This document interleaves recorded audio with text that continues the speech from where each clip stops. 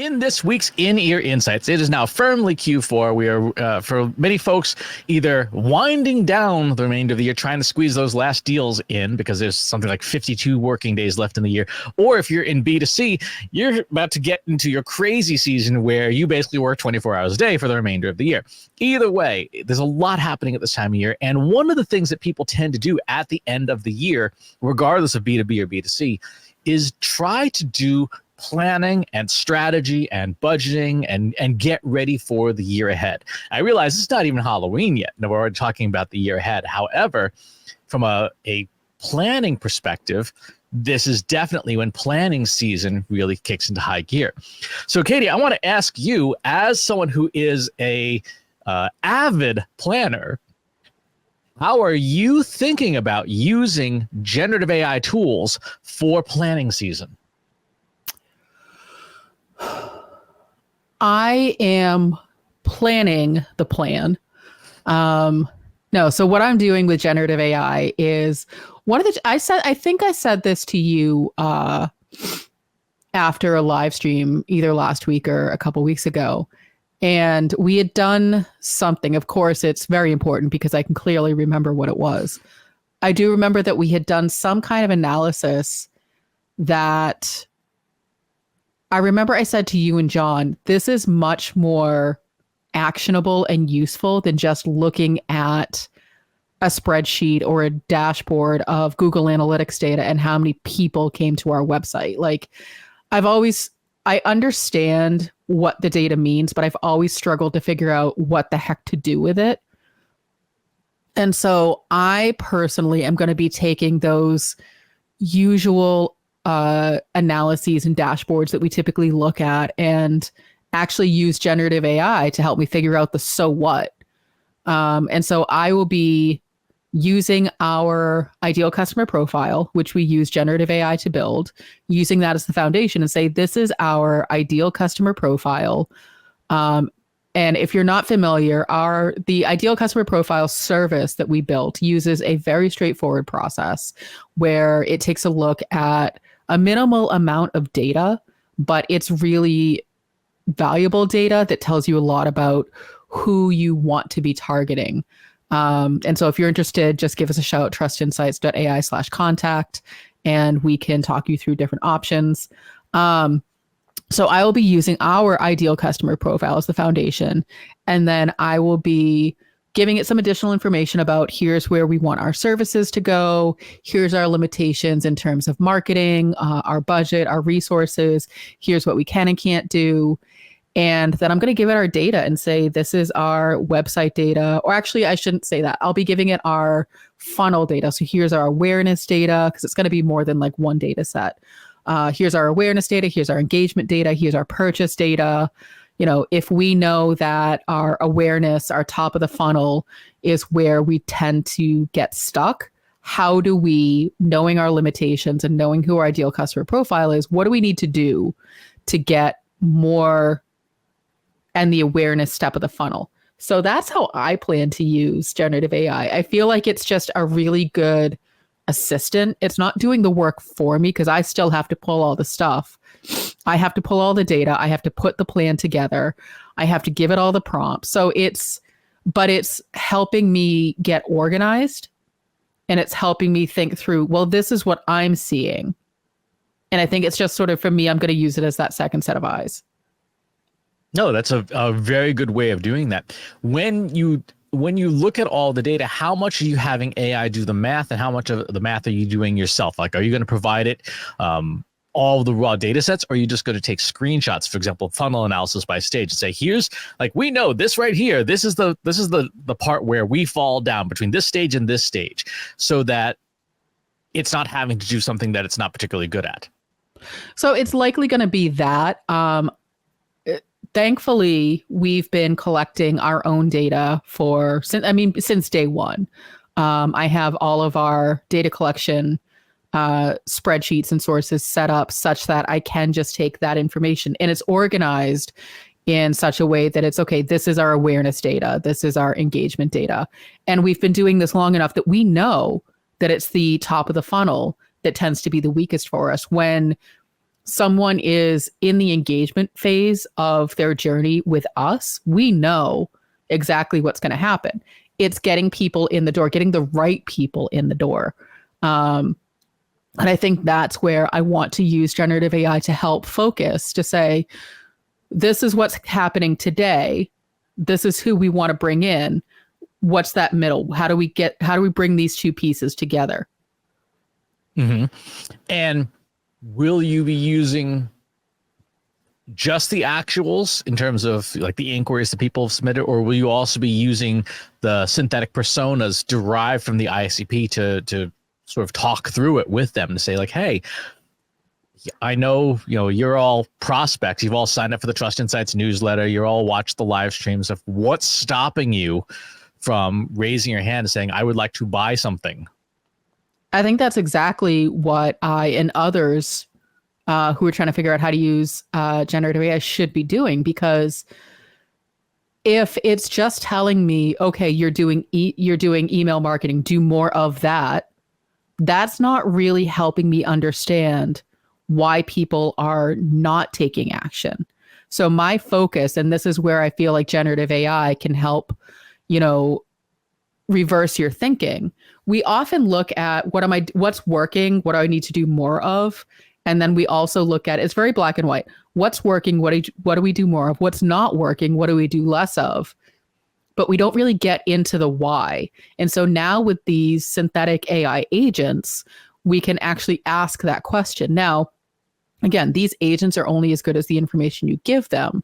And so they're only as good as the ideal customer profile or whatever customer data you have. But I feel pretty confident about our ideal customer profile. And so when I give it to an AI agent and I say, so we're doing all the things you want us to do, and you're still not buying anything, why not? Like, that is the golden question. That's exactly the kind of questions we should be asking. How much, if any, third-party data, qualitative data, are you going to plan on bringing in? So, for example, would you bring in, say, the last 90 days worth of Reddit posts from the CEO forum or the marketing forum to try and get a sense of the qualitative language that our ICP may or may not use, but you could use generative AI to say like, okay, which of these posts is likely from someone in our target audience, which one is clearly, it's someone who's, an intern or whatever. And then of the ones that are likely from someone similar to our ICP, how did they talk about these problems? I think it would be silly not to. The ICP, as great as it is, still has its own limitations. And so the more data that you can provide as context, as background, as foundational about who it is you're trying to reach with your services, with your products, the more accurate the recommendations and insights are going to be. So if you have, 3 customers and you give that to generative AI and say, I want more of this customer, you're going to get very limited results. It'll give you some information. It'll give you a starting place. It'll probably say, you didn't give me enough to work with. Here are some suggestions of where you can get more data. But if you have a lot of that data, if you have especially not just the quantitative, but that qualitative data, it's going to really be able to dial in what kinds of things you should be doing. And so when I say what kinds of things, I'm really thinking about getting a better understanding of those pain points, because everybody wants to know, how can you solve my problem right now? This is what I'm experiencing. This is what I'm feeling. How do you solve that problem for me? And that's what we as marketers need to be thinking about. We as product managers need to be thinking about. It's not what we think you want. It's what they're telling us they need. Mm-hmm. So suppose you are a similar CEO, but you don't have this data, because everything you've talked about sounds awesome. It sounds great. And I know based on our capabilities and our internal processes, it's achievable because we know where the data is. We know how to get at it. We know how to format it and properly feed it to generative AI to make it work. What if in an alternate reality, we don't have that. We're like, okay, well, I'm the CEO. I've got a great company. We do good work, but our data is everywhere and nowhere. We don't know where it is. We don't know if it's in any good at all. Maybe the last 4 months have just been a total crap show. Our web analytics tracking got uninstalled by accident by some lunatic developer. Our CRM's broken. We have none of this. What does that CEO do because something that you've said a lot is that people think of generative AI as a magic wand, and it is clearly not a magic word. It's a prediction engine, and to predict well, you got to have good inputs. So what does the alternate reality Katie do with no data? I was originally going to make a joke and be like, oh, she panics, but that's actually not helpful, because if you think about it, Chris, we started with no data.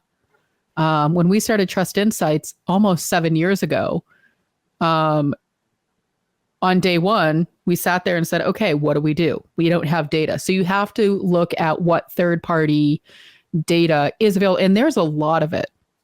So when you're talking about your ideal customer profile, for example, if you don't currently have customers, but you have an idea of who you think your customer should be, start looking on LinkedIn. You can download somebody's resume as a PDF and say, okay, this is the kind of person that I want as a customer, or this is the kind of company that I want. Even if it's not an exact match, it starts to give you some information. Think about who you feel like you might be competing with. Who are my competitors? And if you say, well, we don't have any competitors, then you're probably not thinking about it the right way. So dig a little bit deeper. Who are my competitors? And so, you can use, again, you can pull their data from LinkedIn. You can use other third-party tools like an SEO tool or a social media listening tool, just to start to get a sense of their customers. And so if their customers are who you want as your customers, why wouldn't you be looking at your competitors' data? Again, Chris, you mentioned Reddit. I think the Reddit forums are certainly an untapped, resource in marketing, because I think Reddit tends to scare people, but it's so much qualitative data. And now with generative AI, analyzing qualitative data has become a heck of a lot easier. You can also look at, industry trend papers and research papers, and you can look at, Google Trends and Search Console and other things. There's a lot of different resources that you can look at that you might not have initially be like, oh, well, our CRM is broken, so we can't do anything.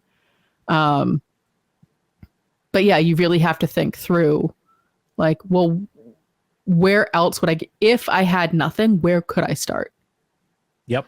To your point, search is a great place to look, because people search for things generally because they have a reason to do so. They may be saying, like, how do I do this? Where do I do this? Looking at YouTube data. One of the things that we just did for a customer that worked out really well is we downloaded the top 40 YouTube videos about this customer's topic, because what we wanted to say to the customer was, here's the media diet.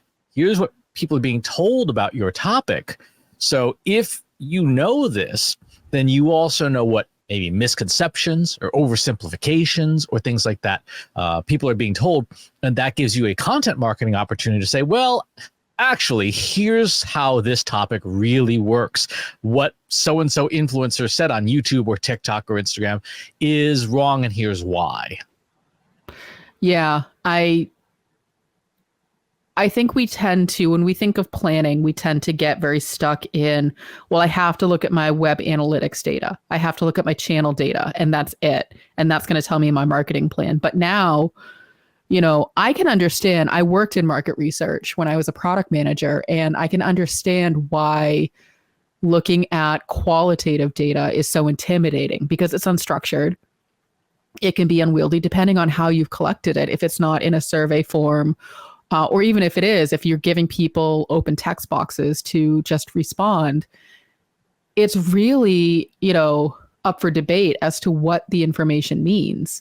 And so pulling all of that information together and to make sense of it. Yes, there are tools out there that do that, but they're really expensive and they're not accessible to a lot of companies, or they're just not aware that that's how you would handle that kind of data.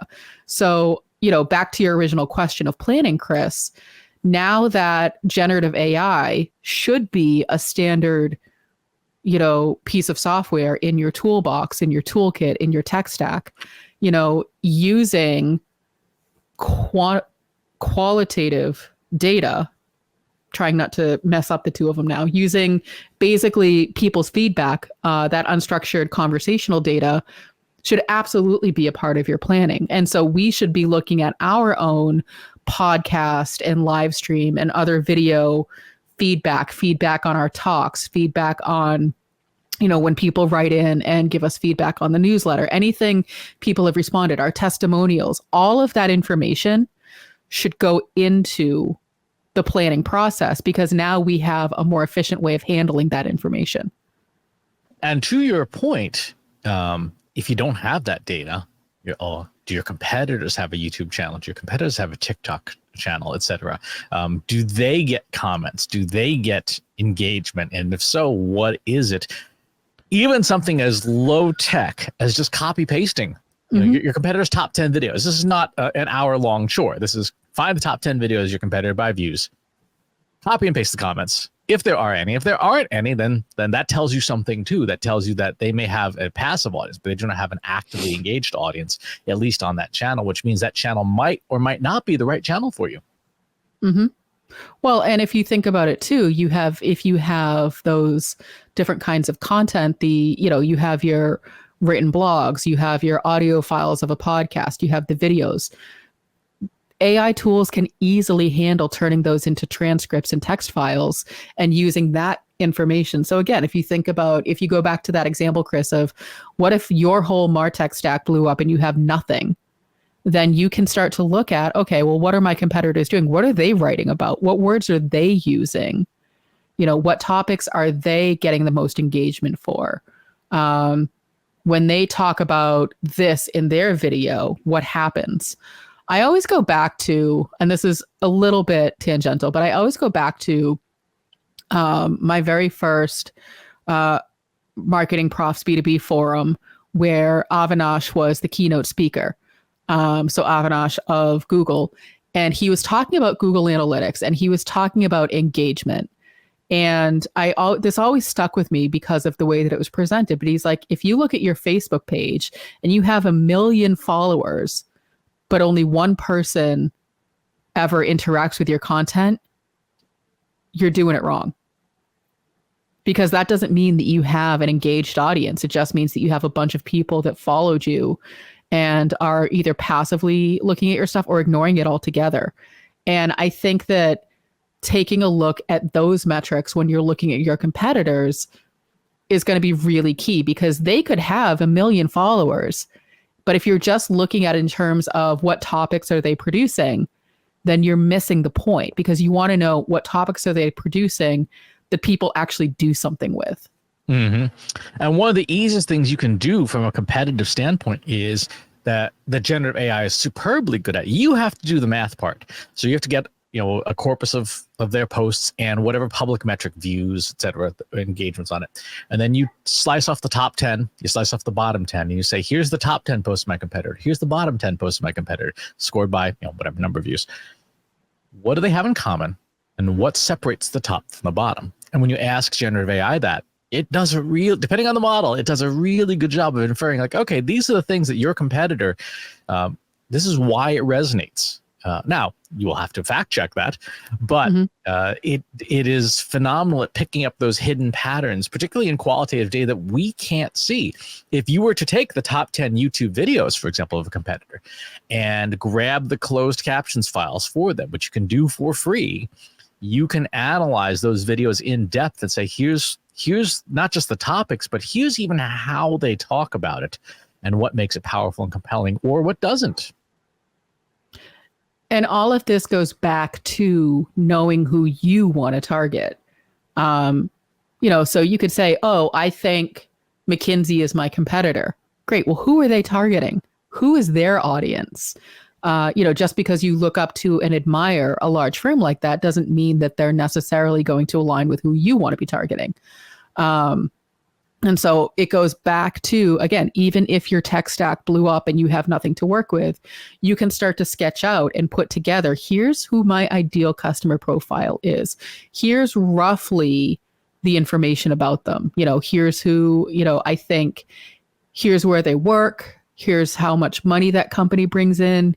Here's what I think their pain points are. Here's, think about from their perspective, not what you solve for them, but just solely focus it on them, and then start doing all of this data analysis, data investigation, and exploration, but use that ideal customer profile as your anchor. Maybe not today, but maybe on a future live stream, we should do a competitive analysis exercise, maybe for this podcast, and say, let's take some of the other podcasts in the space, the ones that are, clocking a gazillion and a half viewers or whatever, and run through this, because I think it would be interesting to see what we're doing, what we're not doing, what they are doing, what they're not doing, etc., and feed that all through something like Gemini 1.5 and get a sense of, okay, these are the things that we could do to make our podcast more effective. Mm-hmm. And I think that it's now, with how accessible generative AI has become, even if you're just using it in a very basic, way, there's really no reason not to be thinking about doing this kind of analysis. You don't have to go super in depth. You don't have to build a scoring rubric. You don't have to have, pages upon pages of prompts, but you can absolutely use generative AI to start to look at, okay, here's the last 5 videos we did. Here's our ideal customer profile. Why are they aligned, or why not? Mm-hmm. And just, you can keep it that simple. Like, here's the one single blog post I've written all year. Here's my ideal customer profile. Why didn't my customers, do anything with this content? Why didn't this content bring anybody, to my contact form? It's very simple, very straightforward, but it's going to tell you a lot. Exactly.